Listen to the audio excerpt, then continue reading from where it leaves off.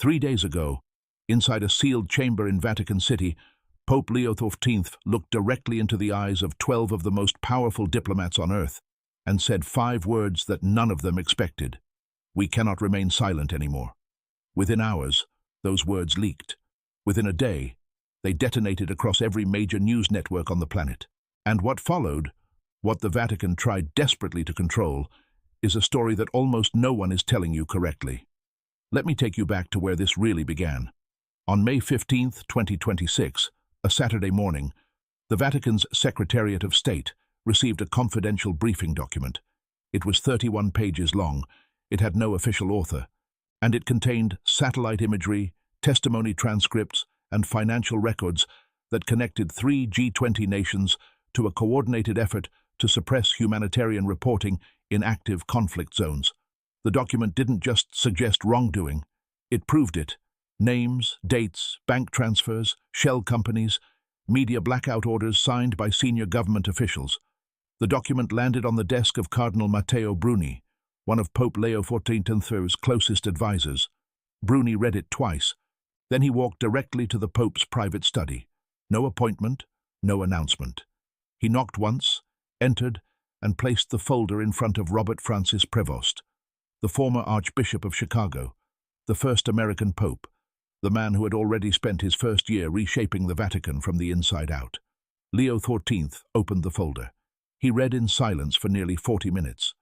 Bruni stood the entire time, watching the Pope's expression shift from focus to something harder, something closer to resolve. When Leo XIV finally looked up, he didn't ask a question. He gave an instruction. Bring me the ambassadors. Now here's where this gets complicated, because what most people don't realize is that the Vatican doesn't just have symbolic diplomatic power. It has actual diplomatic relationships with over 180 nations. It has a permanent observer status at the United Nations, and under Pope Leo XIV, those channels had been activated more aggressively than at any point in modern history. If you're finding this story as gripping as I think you are, take a second and subscribe. You won't want to miss what comes next. The call went out on Sunday, May 16th. 12 ambassadors accredited to the Holy See were contacted through formal diplomatic channels and asked, not invited, asked, to attend a closed-door session at the Apostolic Palace on Monday morning. The language of the summons was unusual. Normally, Vatican diplomatic communications are wrapped in layers of courtesy and tradition. This one was blunt. It referenced urgent matters of shared moral obligation and included a line that made several ambassadors deeply uncomfortable. His Holiness expects candor. 3 ambassadors tried to decline. 2 cited scheduling conflicts. 1 simply didn't respond. Within hours, all 3 received a second communication, this time directly from the Pope's personal secretary. The message was brief. It said that the Pope understood their hesitation but considered their attendance essential, and that their absence would be noted. Publicly, all 3 confirmed within the hour. Monday morning arrived, May 16, 2026. The weather in Rome was warm, overcast, the kind of heavy sky that makes the ancient city feel like it's holding its breath. The ambassadors arrived separately, in unmarked vehicles, through a side entrance rarely used for diplomatic functions. They were escorted through corridors most of them had never seen, past restoration workshops, private archives, a narrow stone hallway that smelled of old wood and candle wax. They were brought to the Sala Bologna, a room typically reserved for intimate papal audiences. No cameras, no press, no official Vatican photographers. Just 12 chairs arranged in a semicircle, facing a single wooden chair where Pope Leo XIV sat waiting. He was already seated when they entered. That detail matters. In Vatican protocol, the Pope typically arrives last. His early presence was a signal, deliberate, unmistakable. He wasn't performing ceremony. He was setting terms. Each ambassador was greeted with a nod. No handshakes, no pleasantries. When the last diplomat took her seat, the heavy doors were closed from the outside. 2 Swiss guards stood in the corridor. Inside the room it was just the Pope, the 12 ambassadors, Cardinal Bruni, and 1 note-taker from the Secretariat of State. Leo XIV began speaking without preamble. His voice was low, measured, and carried the flat directness that had defined his papacy from day one. "Each of you represents a nation that claims to value human dignity," he said. Some of your nations enshrine it in their constitutions. Others reference it in their treaties. All of you invoke it when it serves your interests." He paused. "Today, I am going to show you what your silence looks like." Cardinal Bruni distributed copies of the 31-page dossier, but Leo XIV didn't wait for them to read it. He summarized it himself, methodically, precisely, without emotion. He described 3 specific situations. The first involved a Southeast Asian nation where government-aligned militias had forcibly displaced over 200,000 people from a rural region rich in rare earth minerals. International journalists had been denied access. Local reporters had been arrested. The few stories that did emerge were discredited through coordinated disinformation campaigns. Campaigns that, according to the dossier, were partially funded by a European defense contractor with close ties to a G20 government. The second situation involved a North African country where a famine affecting nearly 1 million people had been systematically underreported.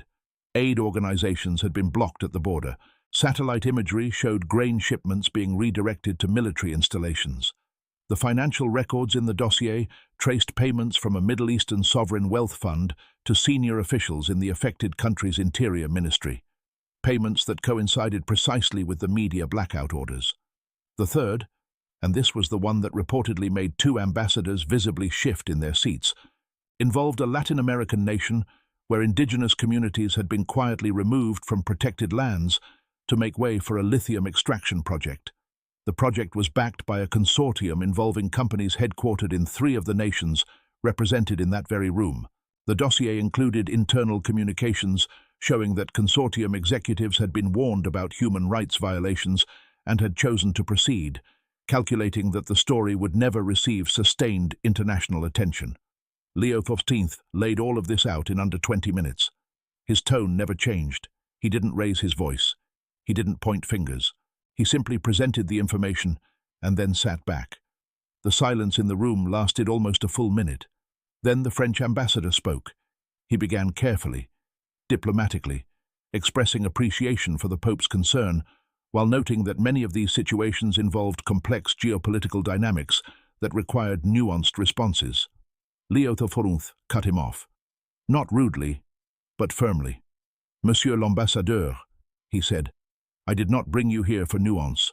Nuance is what you offer when you intend to do nothing. I brought you here because children are dying while your governments calculate." The room went cold. What happened next has been pieced together from 3 separate sources. 2 diplomatic aides who spoke off the record, and 1 Vatican insider who provided partial notes from the meeting. And what they describe is unlike anything that has occurred in modern papal diplomacy. Leo XIV didn't ask the ambassadors to make promises. He didn't issue a joint statement. He didn't propose a committee or a working group or a follow-up summit. Instead, he did something far more dangerous. He told them what he was going to do. "In 72 hours, he said, I will deliver a public address. In that address, I will present the substance of what you have heard today. I will name the nations involved. I will name the companies. I will release the documentation." Several ambassadors began speaking at once. The Italian ambassador raised both hands in a calming gesture. The British representative leaned forward and said, very quietly, that such an action could have severe diplomatic consequences. Leo XIV's response became the most quoted line of the entire event, though it wouldn't become public for another 2 days. "Diplomatic consequences," he repeated slowly. "You speak of diplomatic consequences to a man who answers to God. Let me be clear. The consequence I fear is silence. The consequence I fear is that this church, my church, becomes complicit through inaction. That is the consequence that keeps me awake." The meeting ended shortly after. No formal communiqué was issued. The ambassadors were escorted out through the same discreet entrance. Within minutes, encrypted messages were flying between embassies. Within an hour, at least 4 foreign ministries had convened emergency consultations. Within 3 hours, the U.S. State Department had requested an urgent call with the Vatican Secretary of State, Cardinal Pietro Parolini's successor, Archbishop Giovanni Ferrara. But Leo XIV had already anticipated this. He had instructed Ferrara to take the call, listen carefully, and respond with exactly 4 words. "His Holiness is resolute." And that's precisely what Ferrara said. Now, behind the scenes, the Vatican was far from unified on this approach. Several senior cardinals had serious reservations. Cardinal Luis Antonio Tagle, who had been instrumental during the conclave that elected Leo XIV, privately warned that releasing the dossier could endanger Vatican diplomatic missions in at least 6 countries. Cardinal Christoph Schönborn, retired but still influential, sent a handwritten letter urging caution. Even Bruni, who had brought the dossier to Leo XIV in the first place, reportedly asked whether a more graduated approach might achieve the same result, with less risk. Leo XIV listened to all of them. He considered their arguments, and then he made a decision that revealed exactly what kind of pope he intended to be. He expanded the address.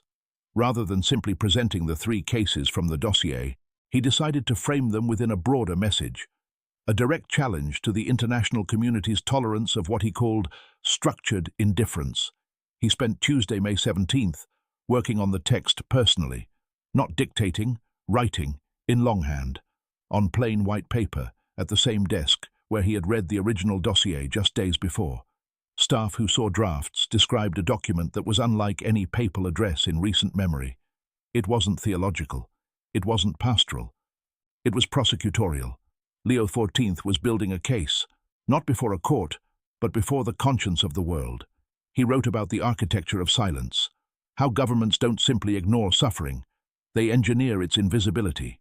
He wrote about the complicity of financial systems that allow wealth to flow freely while people remain trapped. He wrote about the moral bankruptcy of leaders who invoke sovereignty as a shield against accountability. And he wrote one line that would, within days, appear on protest signs from São Paulo to Seoul: "We cannot remain silent. Silence is not peace. Silence is permission." While Leo XIV wrote, the diplomatic counterstrike was already underway. On Tuesday afternoon, the ambassador from one of the implicated nations requested an emergency meeting with Archbishop Ferrara. The meeting lasted 45 minutes. According to sources, the ambassador delivered a thinly veiled threat.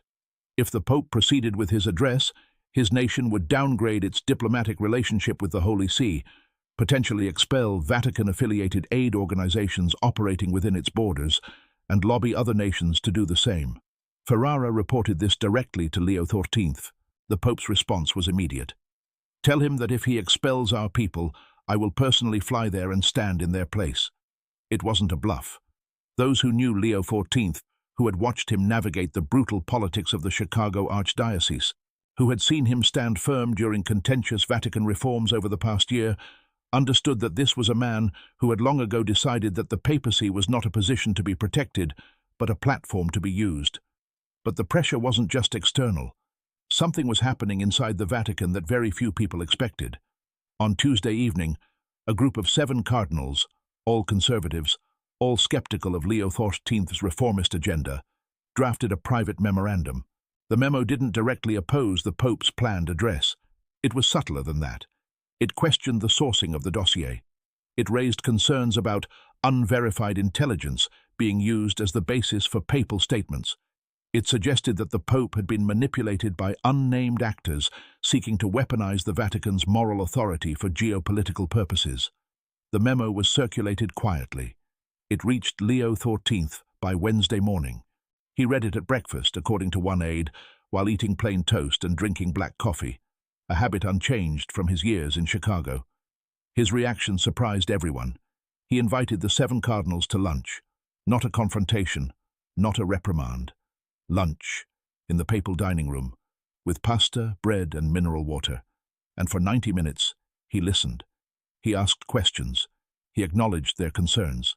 He even conceded that the sourcing of 2 specific financial documents could be strengthened and ordered his team to verify them through an independent channel before the address. But when one cardinal suggested that perhaps the address should be postponed indefinitely, until the situation clarifies, as he put it, Leo XIV set down his fork and said something that ended the debate. "Brothers, I have spent my life in a church that arrived too late to Rwanda, too late to the abuse crisis, too late to so many silent catastrophes that we saw coming and chose to watch. I will not arrive too late again, not while I sit in this chair." The lunch ended. The 7 cardinals left. Not all of them were persuaded, but none of them publicly opposed the address. Wednesday, May 17th became a day of extraordinary behind-the-scenes maneuvering. The Vatican's communications office, under Greg Burke's successor, began preparing for what they internally called the fallout. Media kits were assembled. Background briefings were scheduled with trusted journalists. Translation teams worked on rendering the Pope's handwritten Italian text into 12 languages. Meanwhile, intelligence was flowing in from multiple directions. The Vatican's own information networks, a vast informal web of nuncios, bishops, missionaries, and Catholic aid workers spanning 130 countries, were feeding real-time updates back to Rome. Reports confirmed that in the Southeast Asian displacement case, the situation had actually worsened in the past week. New villages had been emptied. A Catholic mission hospital had been forced to close. This information reached Leo XIV on Wednesday evening, and it did something that those around him rarely saw. It made him angry, not the performative anger of politicians. A quiet, contained fury that manifested in a single action. He picked up his pen and added a new section to the address. 3 paragraphs. They described the hospital closure in specific, verifiable detail. The date, the number of patients displaced, the name of the military unit that enforced the evacuation. He sourced it to testimony from the hospital's director, a 67-year-old Filipina nun named Sister Maria Consolata, who had served there for 23 years. He ended the new section with a question directed at the implicated government. You closed a hospital that healed your own people. In whose name? For whose profit? With what justification before God and history? By Thursday morning, today, May 18th, the address was finalized. 27 pages. Approximately 40 minutes of delivery time. Scheduled for a special audience in St. Peter's Square on Friday, May 19th. But something happened on Thursday that almost no one outside the Vatican knows about yet. At approximately 10 a.m., Rome time, a secure communication arrived from an unexpected source. The government of the North African nation implicated in the famine case sent a private message directly to Pope Leo XIV, not through diplomatic channels, not through their ambassador, but through a personal intermediary, a retired general who had converted to Catholicism 15 years ago and maintained quiet ties with the Vatican. The message was extraordinary. It acknowledged, without using those exact words, that mistakes had been made. It proposed a concrete step: the immediate reopening of 2 border crossings to humanitarian aid convoys, effective within 48 hours, with international monitors permitted on site. In exchange, the message asked, not demanded, asked, that the Pope consider softening the language regarding their nation in his address. Leo XIV spent an hour with this message. He consulted Ferrara. He consulted Bruni. He prayed, alone, in his private chapel, for nearly 30 minutes. Then he made his decision. He would acknowledge the gesture publicly. He would praise it. He would hold it up as an example of what courage and conscience could produce. But he would not remove a single word of criticism from the address. Because, as he explained to Ferrara, if I soften the truth for the one who responds, I weaken the truth for the ones who don't. That decision is, as of this moment, sending shockwaves through diplomatic back channels that most of the world hasn't felt yet. But they will. Tomorrow, when Leo XIV steps to the microphone in St. Peter's Square, when he looks out at the thousands gathered there and the millions watching around the world, when he delivers those 27 pages of unflinching truth, the landscape of international moral authority will shift in a way it hasn't since the fall of the Berlin Wall. And make no mistake, this is not a man acting on impulse. This is strategy. Deep, calculated, patient strategy. Because what most commentators have missed, what the breathless news coverage has completely overlooked, is that Leo XIV has been building toward this moment since the day he took the name Leo, not Leo XIII, the social justice pope of the 19th century, though the echo is deliberate, not Leo the Great, though the resonance of strength is intentional. He chose the name Leo XIV to signal something specific, a new era, a break, a declaration that this papacy would not simply continue, it would confront. In his first year, he restructured the Vatican Bank's oversight mechanisms. He established an independent ethics board with actual enforcement power, a first in Vatican history. He quietly reassigned 16 bishops who had been implicated in financial irregularities. He opened direct communication channels with religious leaders across Islam, Judaism, Buddhism, and Hinduism, not for ceremonial dialogue, but for coordinated action on refugee crises and climate displacement. Every move was deliberate. Every reform was a brick in a structure that was only now becoming visible. And the address on Friday is the capstone, because Leo XIV understands something that his predecessors, for all their goodness, for all their faith, struggled with. He understands that in the modern world, moral authority without action is just noise. That a pope who speaks beautifully about justice but never names the unjust is, in the end, complicit. That the Church's greatest power is not its theology, or its tradition, or its billion-member congregation. It's its willingness to say what others won't. And Robert Francis Prevost, the quiet kid from Chicago, who became an Augustinian friar, who spent years in Peru living among the poor, who rose through the Church not through ambition, but through stubborn, relentless integrity, is willing to say what others won't. We cannot remain silent. Those 5 words aren't just a slogan. They're a doctrine, a governing philosophy, a line in the sand drawn by a 71-year-old man in white robes who has looked at the machinery of global power and decided, with full knowledge of the consequences, that the Church of Rome will no longer be a spectator. The ambassadors know it now. The governments they represent are scrambling to respond. The financial interests exposed in the dossier are already retaining crisis communications firms and lobbying for sympathetic media coverage.